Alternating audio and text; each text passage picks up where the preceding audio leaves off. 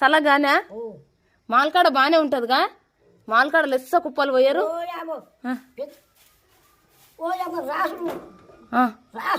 రాసులే మాల్కాడ అన్ని ఉంటాయి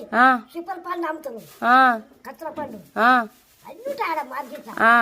ఆరెంజ్ పండు మోసాంబీలు బటాయి పండు అది పేరు మొరంగడలు కూడా తెల్లది ఎర్రది రెండు ఉండయి